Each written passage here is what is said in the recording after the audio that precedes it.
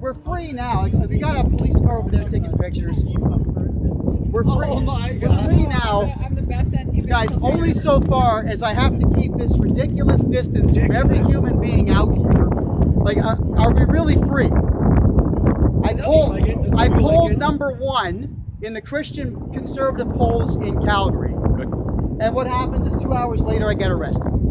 And I've been told that there's an AHS order I have to follow in the courtroom. Now I have followed it to a T, and I continue to follow it to a T, which is, they said to me, if I'm going to be outdoors or indoors without a mask, I must have a doctor's note. A doctor's note. Which the whole crew has now. Which the whole crew has a copy of. In fact, everyone has a copy of this doctor's note. So I've managed to do that. Then they said I have to keep a 6-foot distance from everybody, even outdoors, which I've done. So we're 6 feet away. So Right. you've demonstrated a very mayoral task by coming up here to Edmonton. Yes. You're a mayoral candidate in Calgary, so Yes. thank you for coming up. Did any of the local mayoral candidates contact you? Well, no, not here, not in Edmonton. The problem is in Edmonton, we have Iverson, he's leaving. He's bankrupt in Edmonton, so he's leaving while he's still able to actually get away, right? And there are right now, there are 7 different city councilors that we know of in Calgary who are not running for their seats anymore because they know they've bankrupted the city and they're trying to get away. Now, 3 of them have decided to run for mayor. Why would that be? Well, so that they can lose to me and gracefully exit saying, well, we had nothing to do with it because I lost the election. That's how politicians play the game. They will destroy an entire city, destroy the lives of millions, and then look for the cheapest, fastest way out of the issues that they have created to save themselves, and then take their pension plans, their bribe money, the gifts that they get, to take all of that and then take off. I mean, So what's your call to action to the citizens of Calgary? the citizens of Calgary, guys, you have to pay attention to who's actually doing the talking. Right. And right now, there are 3 conservative mayoral candidates. One's a very nice man, Larry Heather, he's a friend of mine. The other one, his name is Xiaoli Wang, he's a nice man. I've spoken to him 5 times. He's the only one that I've spoken to. Then we have all of the rest. That's 11 of them, who are all leftists. Each and every one of them is now stating the same thing, that they will go out of their way to abide by whatever AHS's instructions are going to be. Now that's a problem, everyone, because when you've got people who won't make promises, like they're not making brazen promises, what they're doing is they're utilizing buzzwords and catchphrases, and that's how politicians try to win. Thing is though, people are so fed up these days that they're not listening to the buzzwords, nor the catchphrases anymore. Right. I'm the only one doing the talking. I'm the only one meeting people. I've been told I'm not allowed to touch people or be within 6 feet of them, specifically to interfere with the election. It's called election interference. It's actually a crime. It's a criminal offense to interfere with the election. City Council in Calgary is so worried that I'm going to win that they are involved in a slander and defamation campaign in every single building that they own. I have all the evidence to back that claim. And on top of that, they are the ones who are paying Antifa and Taylor McNally to assault me. 7 of them tried to assault and or kill me. On camera, we might add. The Calgary police witnessed it. We had them on camera witnessing it, and they let them go. That is how afraid, Criminals. that's how afraid these politicians are, everybody, of me winning. Yeah. The reason being is that I'm going to take our message to City Hall and do what's right for us, for we. Kevin J. for mayor. Not for me, but for we. And for them, they're all in it for the big paycheck.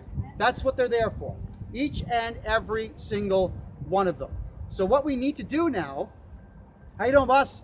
Oh, sorry, before we go, you don't have any instructions to arrest me, do you? So what about Edmonton Police? So there's no instructions to arrest me right now. Okay, hopefully that's true. Hopefully that's true, okay. All right, well, it doesn't matter, it's on camera. Nonetheless, guys, they actually got to turn that phone. There you go, perfect. So what I'm going to say here, or what I'm trying to say, is that when candidates, especially the other 3 city councilors, are not talking Oh, hang on. Adam's calling me. Just decline that. When other politicians are not out talking and they're not out meeting people, I question their motives. I truly do. Why are you hiding? Now, I've seen a couple of videos where they put masks on. If a candidate's got a mask on, then he's toting the Liberal line. Don't vote for them because they're not going to do anything for you. They'll do what they're told. We've got that right now with Jason Kenney doing what he's told. How are you doing in Southeast Calgary and Northeast Calgary? What's the feedback? The feedback has been the Islamic community has invited me to come out and speak at their mosques. And the problem with that is we can't go inside the mosques because of the restrictions. In the Southeast side, we actually have so many of our signs out there that Antifa and the city of Calgary went into panic mode and is now stealing my signs. We've had over 1,000 signs stolen from properties and with huge banners now stolen from properties on camera. And nothing is getting done about it. So what about the business community? Is there any breakaway from the chamber? Are you getting any groups coming towards you? Yes, but everybody wants to remain silent, which I understand. Yeah. I get it, okay? Because every single doctor in the province of Alberta has been threatened. If you give out a mask exemption letter, you'll be disciplined. Businesses have been told, if you open your doors, you'll be arrested. Pastor Archer Palwaski, look what we did to him. We arrested him in the middle of a 6-lane highway on his knees in the rain. We'll do the same thing to you. So the business community of Calgary is highly supportive of what I'm saying because I told them, here's the way it works. On day one, we're going to ignore AHS. I'm telling you, go back to work, all of you. Yes. And the police will be used to protect Calgarians, Calgary citizens, and not anybody else. We're not going to protect government officials because government doesn't make money. It steals money. Yes. Businesses make money. We want businesses feeding their kids. So to answer your question, they support me. They're contributing what they can, but they're doing everything silently. You'd be amazed how many people actually contribute to the campaign, either with volunteer time, with third-party advertising or donations, or even just well-wishing.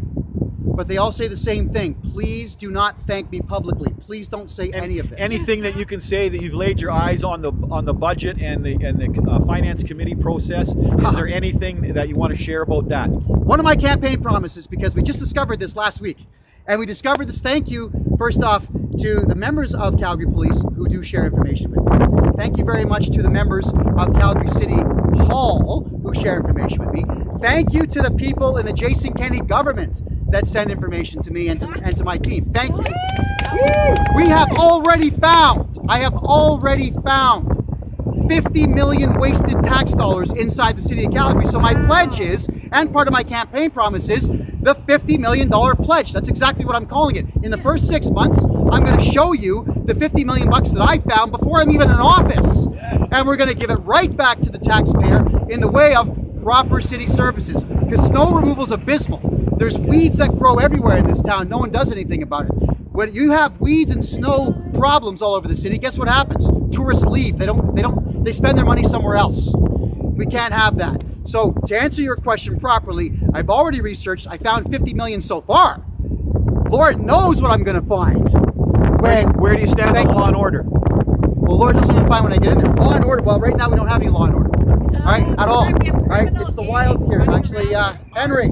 Sorry, guys. You ran out of data. Yeah, no, not data. Just ran out of time. Okay, so Henry, need you to get me back up live.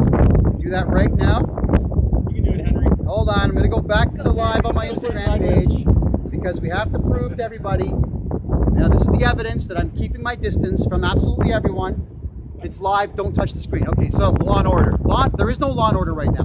Right now, the problem is nobody knows what's happening. There's no leadership in this town. There are no leaders issuing proper commands and leading. So when you're going to issue a command, you have to lead and actually perform that command on your own to show everybody else how that command is going to work for the betterment of the people. No one's doing that. The police don't know who's in charge. AHS does not know who's in charge inside their own organization. The courts do not know which orders from AHS are legal or valid or current. No one knows what's happening anymore. I almost feel sorry for government officials. And that is why they're using tax dollars to arrest me, detain me, harass me. That's why they're using tax dollars to have thugs assault me, steal my signs. Because they know that the first thing that I do is put the city back to work. work. The second thing I do is have a hierarchical collective management back in charge where the leader, me, shows them how to do it and directs them on how to do it and gets rid of the dead weight who won't do it. I am not one bit interested in anyone's salaries in the city right now. I don't care about their feelings. And I don't care about the stupid rules that they brought in where you can't stand like this because it's aggressive. You can't lean on the wall like this because it's sexually suggestive. Who writes these rules? People who work for the city of Calgary are so concerned over what rules they're breaking that they're not working. So the rules are gone and they're all going to go back to work. And when I make it easy for Calgarian business people and, city people to actually do their jobs and they choose not to, fired, get out of here. Right, we're going to keep those tax dollars. You don't deserve the salary if you're lazy. We're going to get rid of you. Go to Toronto, right? We'll get you a bus ticket and send you to Toronto because Toronto City Council loves lazy people. They reward it there. That's why I left Ontario. So let's just call it what it is. We have waste everywhere. We have laziness run amok. We have political correctness that's been run amok, specifically designed to hamper everybody's capacity to work. And then we have our leaders who created all this chaos in the first place deliberately so they could bring in this COVID measure. Why? Right. To lower the economy to the point where people would go to the government for money. Right. Henceforth, the universal income. Enslavement. Well, it's enslavement, it's laziness, it's rewarding those with no ambition, but it's removing ambition from society. We were the best country in the history of our species in the 70s, the 80s, even up to about 1993, because we had ambition, we were encouraged to work, our salaries were fair, we could pay our bills with it, we could live our lives with it. We knew that if we worked harder, we could make a bit more money and have just a little bit more in our lives. Henry, back on me. Right. We need to go back to that. Ambition and drive is what our society has to have. And the universal income with closed businesses and everybody on welfare is going to lead to mass homelessness, mass amounts of crime, and a city that is bankrupt. I will not have it when I am mayor.